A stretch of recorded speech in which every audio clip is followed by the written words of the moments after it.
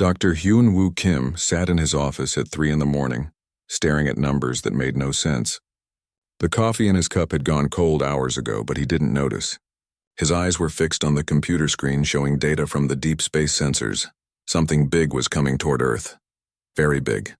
So-young, are you still here? He called to his colleague in the next room. Dr. So-young Park had been working late too, checking the same readings over and over.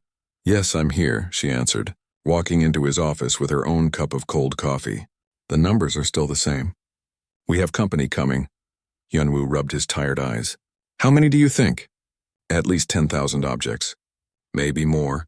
They're all moving together in perfect lines like soldiers marching. So-young sat down in the chair across from his desk.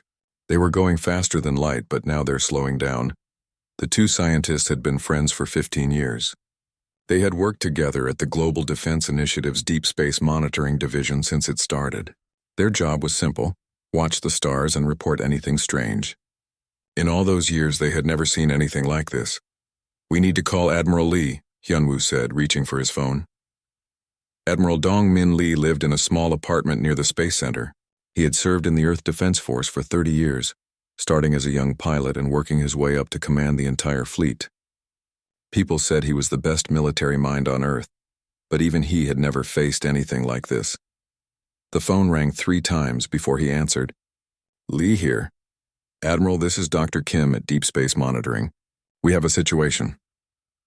20 minutes later, Admiral Lee was standing in their office looking at the same numbers that had kept them awake all night. He was a tall man with gray hair and calm eyes that never seemed worried about anything, but now those eyes looked very worried indeed. You're sure about this? He asked. We've checked everything 5 times, So-young said. The objects are real. They're big.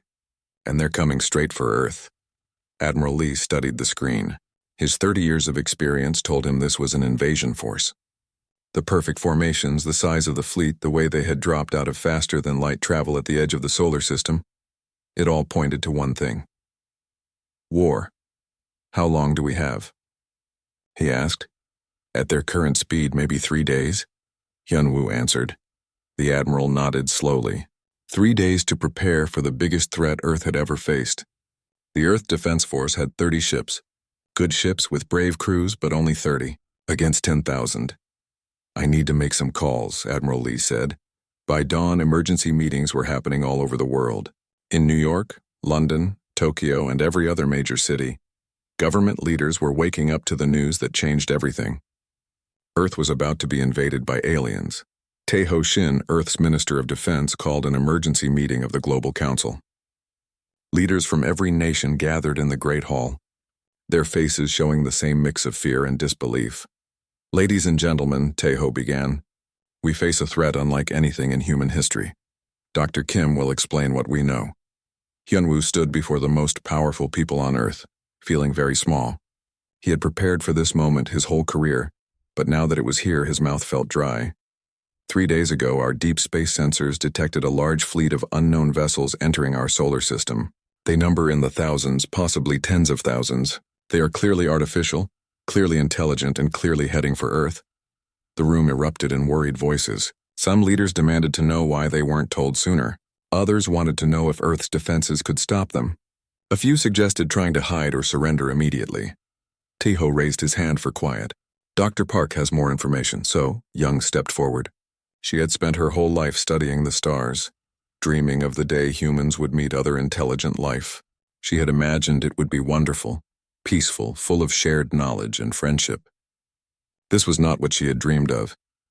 The fleet is moving in perfect military formation, she said. Their ships are enormous, some of them larger than our biggest cities.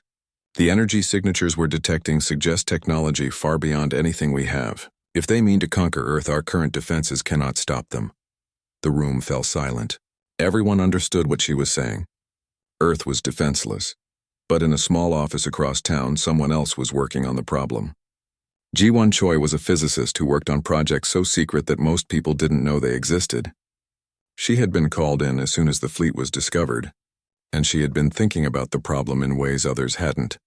While the world leaders worried and the military counted their ships, Ji-won was looking at old files. Very old files. Files from projects that had been running for 50 years. hidden from the public eye. Projects that had been preparing for exactly this moment. She picked up her secure phone and dialed a number that connected to deep underground bunkers around the world. "This is G1, she said when someone answered. "It's time to wake up the Star Wall." The person on the other end was quiet for a moment. "Then are you sure? 10,000 alien warships are coming to invade Earth. Yes, I'm sure." "Understood. Beginning activation sequence." G1 hung up the phone and looked out her window at the city below. People were going about their normal lives, not knowing that everything was about to change. They didn't know about the alien fleet. They also didn't know about what humanity had been building in secret for the past 50 years. Earth looked defenseless. But looks could be deceiving. In the Global Council chamber, the debate continued. Some wanted to try talking to the aliens. Others wanted to fight. A few suggested running away to distant planets, but none of them knew the truth. None of them knew that while they had been living their normal lives, the brightest minds on Earth had been working on something incredible, something that would show the galaxy that humanity was not as helpless as it appeared. The countdown had begun. 3 days until first contact. 3 days until everything changed. The alien fleet continued its approach, confident in their overwhelming power. They had done this many times before to other worlds. It was always the same. Show up with massive force, demand surrender, take over the planet. They had no idea what was waiting for them. The alien fleet dropped out of hyperspace near Jupiter, and the sight was terrible to see. Thousands of ships, each one the size of a mountain, hung in space like dark clouds blocking out the stars. The largest ships were bigger than entire cities, bristling with weapons that could crack planets in half. Fleet Commander Kethron stood on the bridge of his flagship, looking at the small blue world in the distance. Earth looked so peaceful, so unprotected. It would be easy to conquer, just like all the others. "Send the surrender demand," he ordered his communications officer. The message that reached Earth was simple and cold. "People of Earth, you will surrender completely within 72 hours. Refuse and your world will be destroyed. This is your only warning." On Earth, Minho Yang had been waiting for this moment his entire career. As head of the First Contact Commission, he had prepared for the day humans would meet alien life. He had written speeches about friendship between species, plans for cultural exchange, dreams of learning from advanced civilizations. Instead, he found himself staring at a message demanding Earth surrender. "We need to respond," he told his team. "Even if they're hostile, we have to try talking." Minho crafted a careful response asking for peaceful negotiations and offering to share human culture and knowledge. He sent it knowing it probably wouldn't work, but hoping the aliens might have some mercy. The alien response came back in minutes. "Surrender or die. You have 71 hours. Around the world, people looked up at the night sky with fear. The alien ships were visible now, dark shapes moving among the familiar stars. Television news showed the same images over and over, massive alien vessels preparing to attack Earth. But in hidden laboratories and secret facilities, other people were very busy. Yoonji Kim worked in a quantum research lab buried deep under the mountains. She had been studying the alien ships since they arrived, using sensors so advanced that most people didn't know they existed. What she found surprised her. "Their technology isn't as advanced as we thought," she told her team. "Look at these energy readings.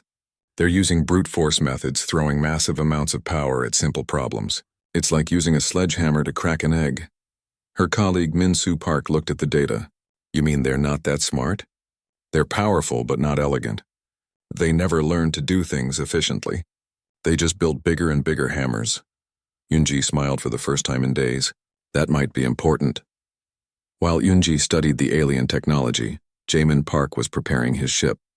The Earth defense vessel Incheon was one of 30 ships in Earth's fleet, and to anyone looking, it seemed pitifully small compared to the alien giants. But the Incheon was not what it appeared to be.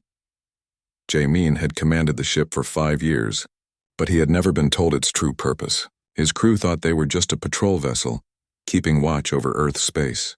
They didn't know about the secret systems hidden throughout their ship, or the special protocols they might need to follow. Now, sealed orders were being delivered to every ship in the fleet. "Sir," his communications officer said, "we're receiving coded instructions from Fleet Command." Jaemin opened the sealed message and read it twice. Then he read it again. The orders were simple but strange. Prepare for star wall activation. Follow Protocol 7 on Admiral's signal. Do not question. Do not discuss with crew until activation. Protocol 7 wasn't in any manual Jamin had ever seen, but deep in his ship's computer, hidden subroutines were coming alive, preparing for something his conscious mind couldn't understand. Back on Earth, Sujin Lee stood before the Global Council with news that would change everything. "Ladies and gentlemen," she began, "there are things about Earth's defenses that you don't know, things that have been kept secret for very good reasons." The room fell silent. Sujin was Earth's chief scientific advisor, one of the most trusted people in the government. If she had secrets, they were important ones. For the past 50 years since we first detected radio signals from other worlds, a small group of scientists and engineers have been working on a project. We knew this day would come. We knew that someday, someone would see Earth as weak and try to conquer us. She activated a holographic display showing the solar system. To most eyes, it looked normal. The sun, planets, asteroids, and the approaching alien fleet.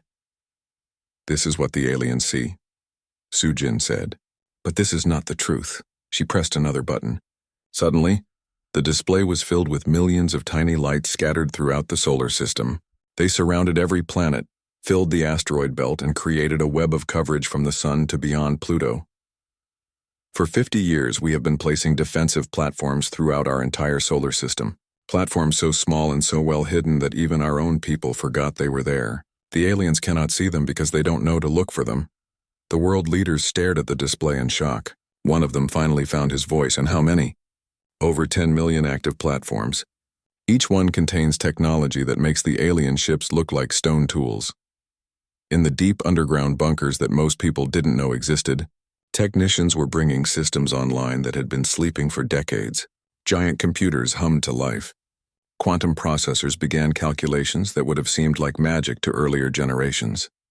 Jiwan Choi walked through the main control room, watching displays light up all around her. Each screen showed a different part of the solar system, and each part was coming alive with hidden defenses. "Starwall status?" she asked. 80% active, replied Donghyun Yu, the chief engineer. "All platforms responding. All systems nominal. We'll be ready in 12 hours, Jiwan nodded. 12 hours to complete preparations that had been 50 years in the making. The alien fleet continued toward Earth, unaware that they were already surrounded. Their sensors showed empty space filled with primitive radio signals from a backward planet.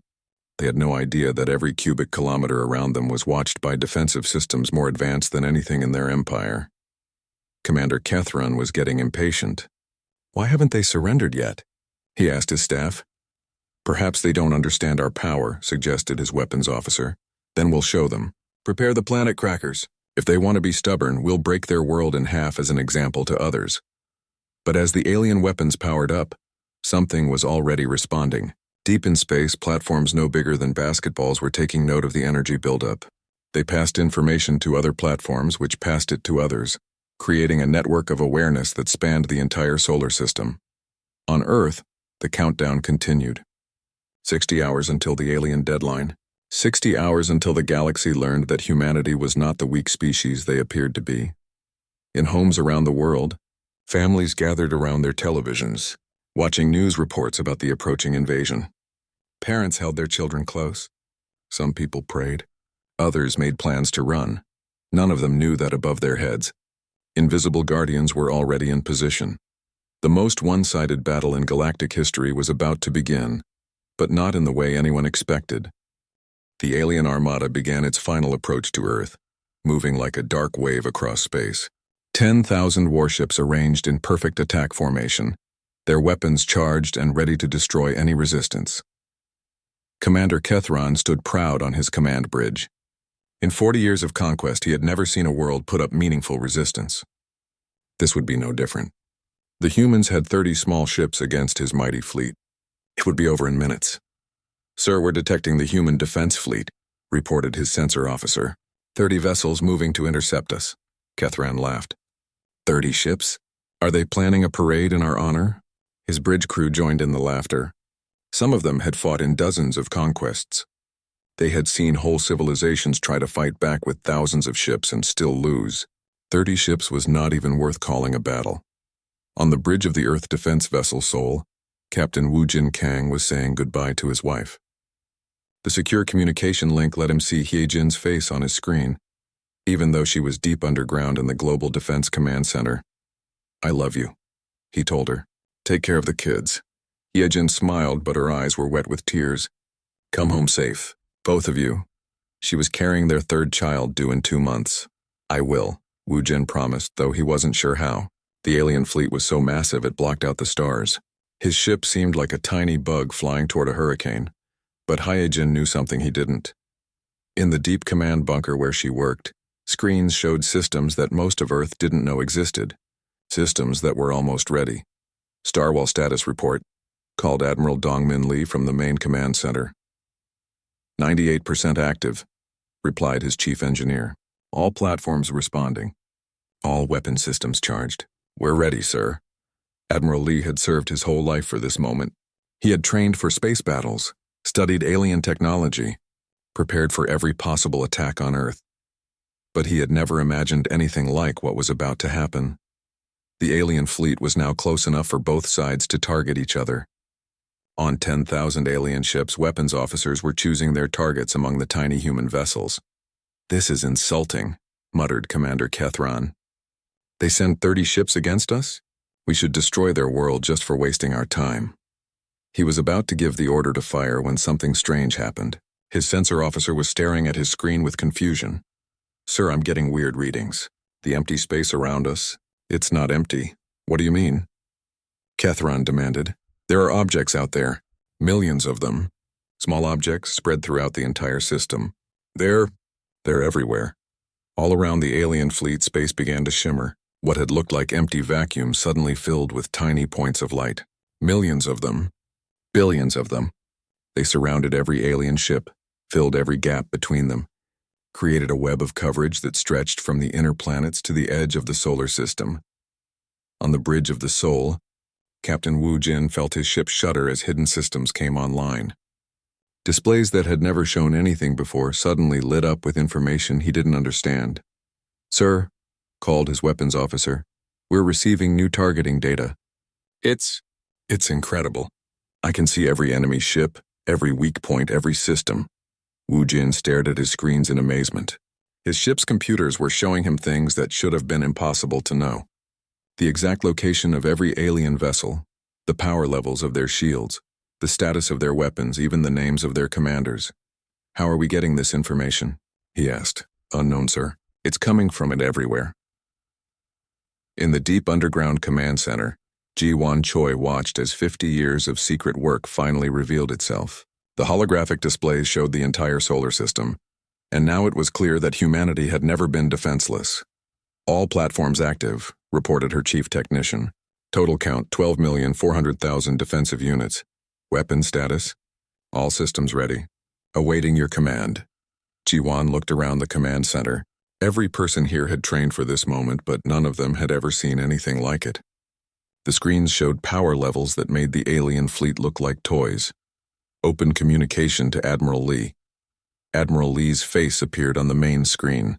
Behind him, Ji-Wan could see the Earth Defense Force Command Center where 30 years of military planning was about to be tested. "Admiral, Starwall is fully active. All platforms are responding. The solar system is secure." Admiral Lee nodded. "Understanding, Dr. Choi. We are ready to proceed." The Admiral switched to fleet-wide communication. Every human ship, from the largest cruiser to the smallest patrol boat, received the same message. "All vessels, this is Admiral Lee. Activate Starwall Protocol. Repeat, activate Starwall Protocol." On 30 ships throughout space, captains pressed buttons they had never pressed before. Systems came online that had been hidden even from them. The small human fleet suddenly became something else entirely. Commander Kethran watched his displays with growing alarm. What had been 30 small human ships moments ago were now showing energy readings that hurt to look at. Each human vessel was drawing power from sources his sensors couldn't identify. "Sir, the human ships are changing.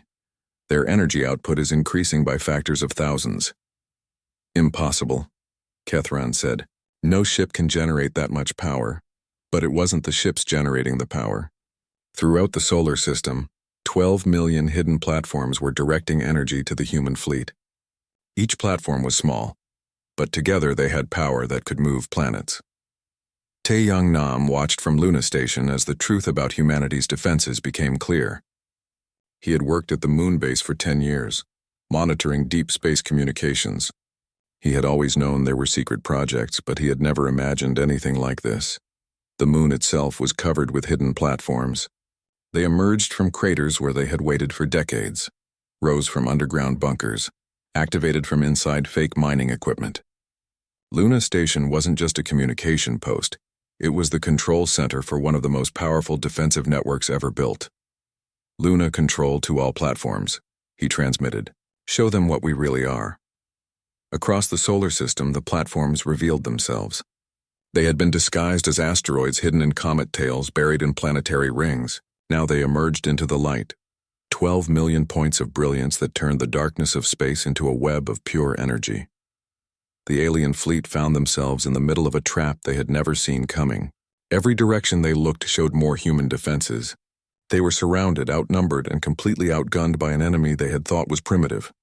Sir, the alien sensor officer's voice was shaking. I count over 12 million human platforms. Energy readings are off our scales. They have weapon systems we've never seen before. Commander Kethron stared at the displays, trying to understand what he was seeing. His mighty fleet of 10,000 ships suddenly looked very small. How is this possible? He whispered. Admiral Lee's voice answered him. Somehow the human admiral had hacked into their communications. Commander Kethron, this is Admiral Lee of the Earth Defense Force. You came to our system expecting to find a weak, defenseless world. You were wrong. We have been preparing for this day for 50 years. Your fleet is completely surrounded and utterly outmatched. I suggest you consider your options very carefully. Kethron looked around his bridge. His crew was staring at their instruments in shock. Every screen showed the same impossible truth. They were trapped. The humans had been hiding in plain sight, letting the galaxy think they were weak while they built defenses that could challenge gods. Sir, whispered his weapons officer.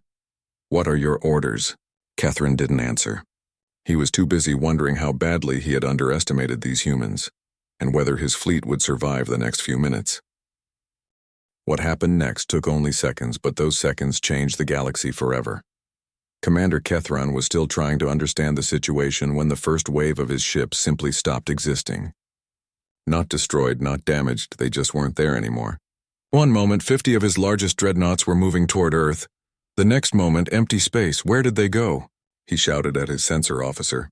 I don't know, sir. They're just gone. No explosion, no debris, no energy signature. They're just not there. 12 light years away, 50 confused alien crews found themselves orbiting a beautiful planet covered in flowers. Their ships were intact, their crews unharmed, but their weapons had been replaced with gift baskets containing fresh fruit and greeting cards that said, "Welcome to your new home," in 17 languages. Back at the battle, Seok Jin Choi worked from Earth's Quantum Defense Center, coordinating humanity's response through systems that operated faster than thought itself. His fingers moved across controls that existed in dimensions the aliens had never discovered. First, relocation complete, he reported to Admiral Lee.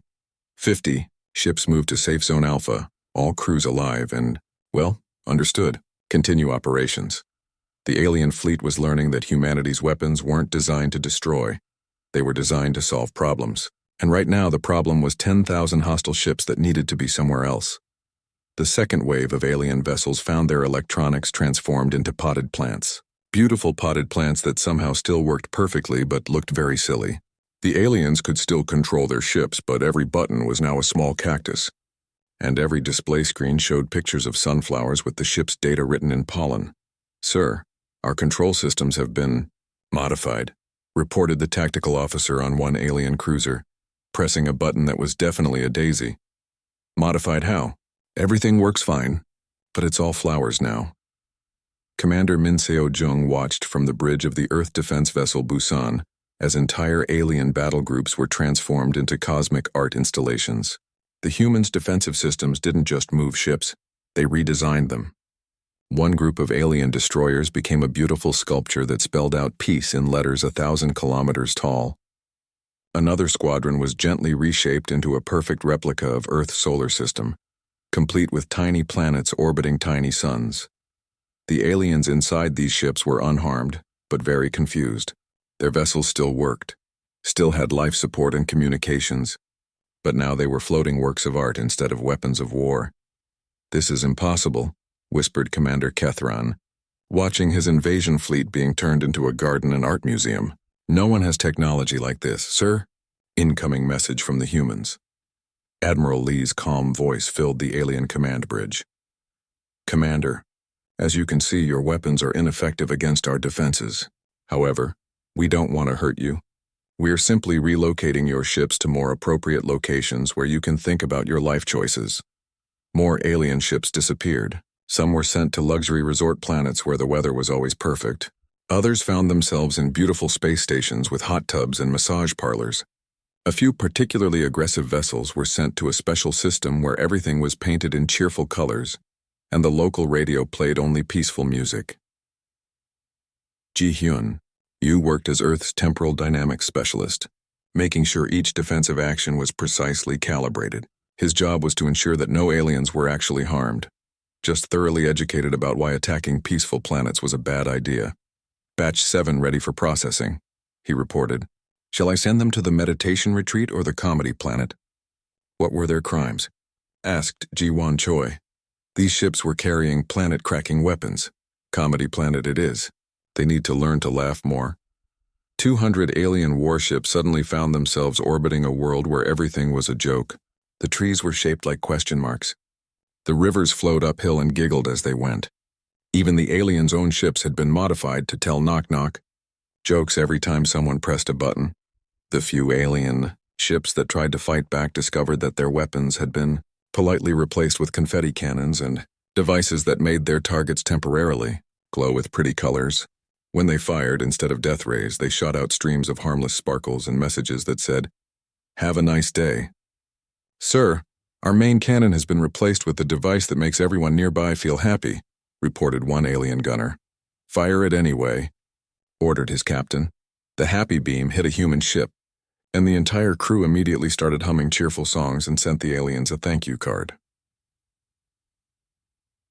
Commander Kethran realized his mighty fleet was being completely defeated by an enemy that refused to actually fight them.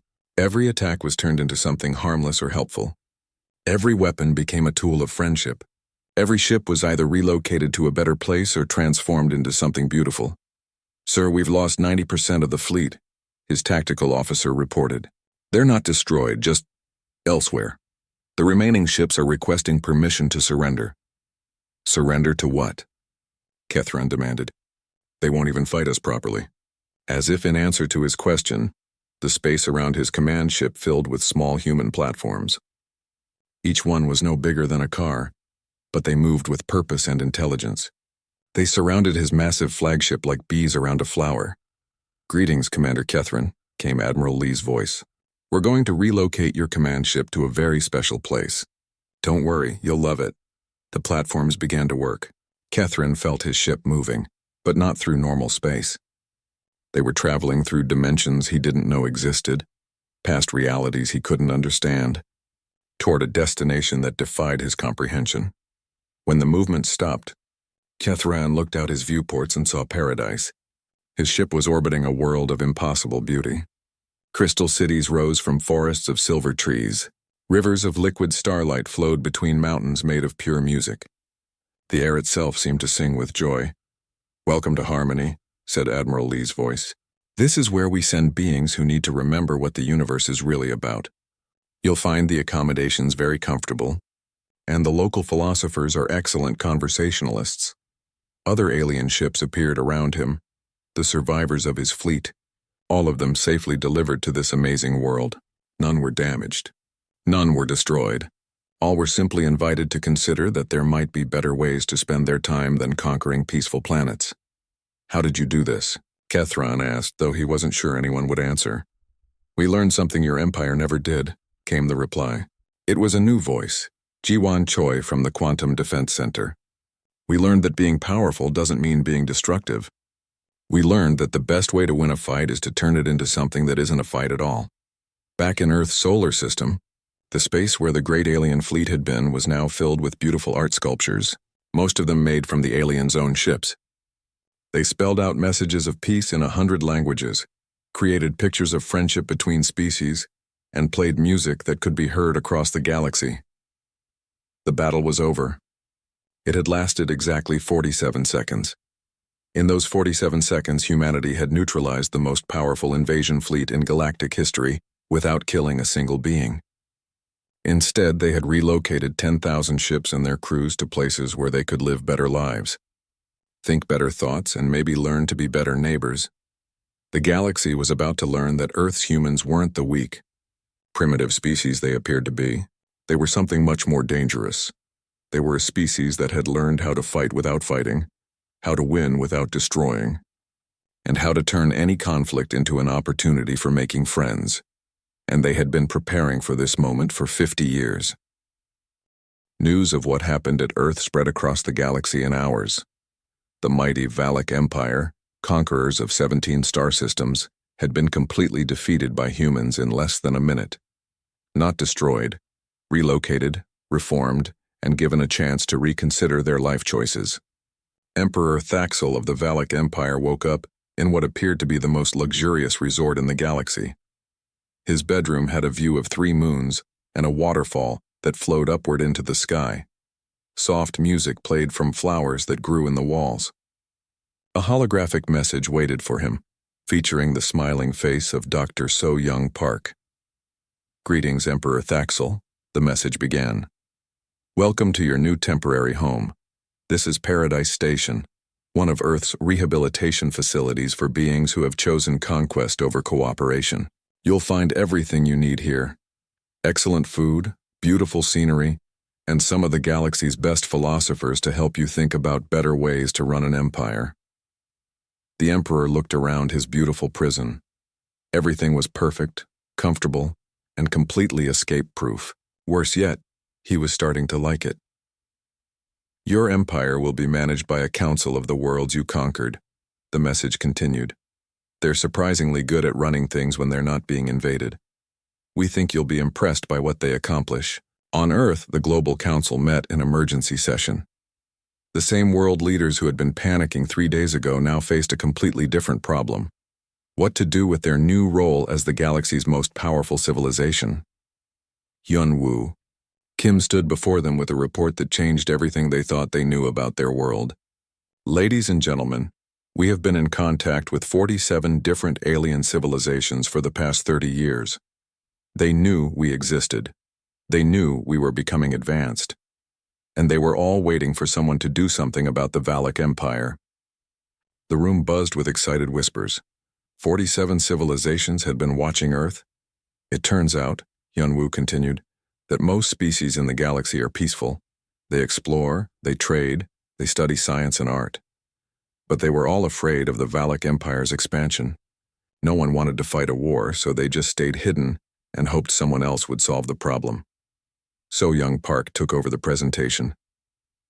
"When our deep space sensors detected the first alien signals 50 years ago, we decided to prepare for the worst while hoping for the best. We built the Starwall defense system, but we also began quiet diplomatic contact with peaceful species." She activated a display showing communication logs that most of Earth had never seen. "The Zeph Federation taught us quantum engineering. The Mirthful Collective shared their dimensional technology. The Crystal Singers showed us how to reshape matter with sound. Dozens of species contributed to our defensive systems, all of them hoping that someday we would be strong enough to deal with the galaxy's bullies."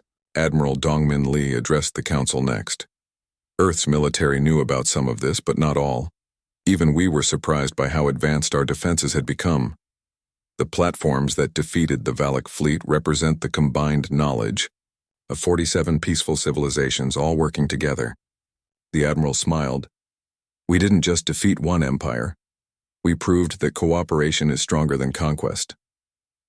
Across the galaxy, other species were coming out of hiding. The Gentle Builders, who had been pretending to be primitive farmers, revealed cities that floated on clouds of pure music. The Star Gardeners showed off planets they had transformed into living art.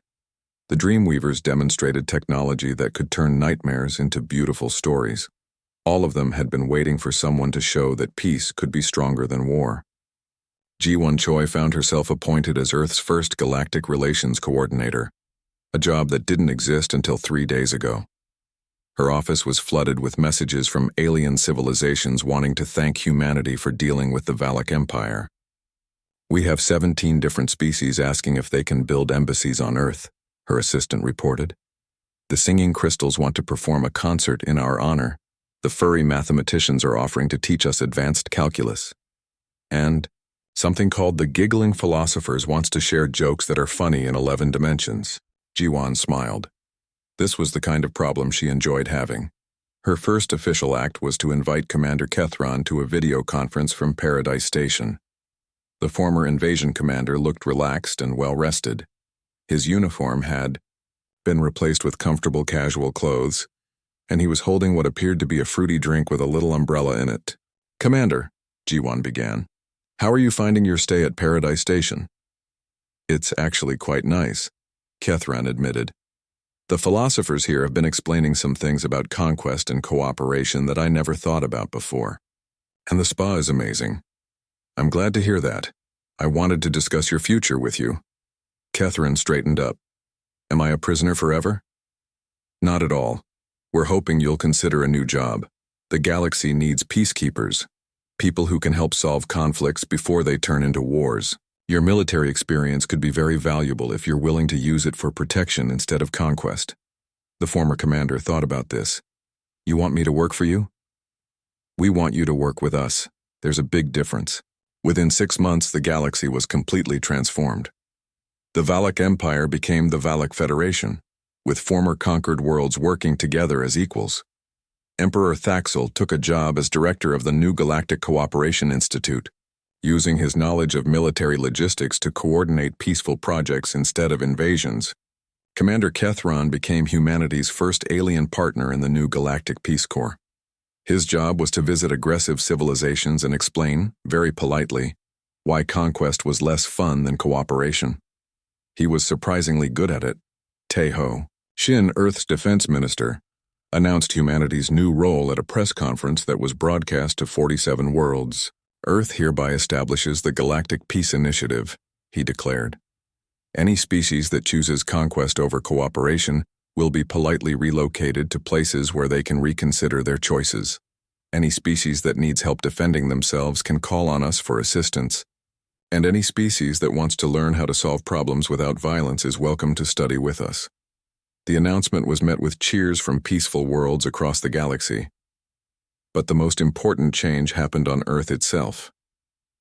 The secret, projects that had protected humanity for 50 years were finally revealed to the public. Children learned about the hidden platforms in space. Students studied the science of defensive warfare. Everyone began to understand that their planet was not just part of Earth. It was part of a galaxy full of friends they had never met. In schools around the world, children asked their teachers the same question. If we were so powerful, why did we let the aliens think we were weak? The answer became part of human culture. Because sometimes, the best way to protect yourself is to let bullies defeat themselves. We knew that if we looked weak, aggressive species would reveal themselves by attacking us. Then we could deal with them all at once, instead of fighting dozens of smaller wars. The Star Wall platforms remained active, but they were no longer secret. They became symbols of humanity's new role as the galaxy's protectors, not through conquest, but through the simple promise that anyone who chose violence would find themselves somewhere more peaceful, whether they liked it or not. Earth had become the galaxy's counselor, teacher, and friend. Other worlds sent their young people to study human philosophy, which could be summarized in one simple idea. There is always a better way. And in the beautiful resort where Emperor Thaxel was learning to be a better leader, a small sign by the meditation garden expressed humanity's new relationship with the galaxy. "Welcome to paradise. Your stay here will last as long as it takes you to understand that cooperation is more fun than conquest. The average stay is 6 months, but some guests prefer to make it their permanent home. Either way, you're always welcome." The galaxy was finally at peace, protected by a species that had learned the most important lesson of all. The best way to win any fight is to turn your enemies into friends. And humanity was very, very good at making friends.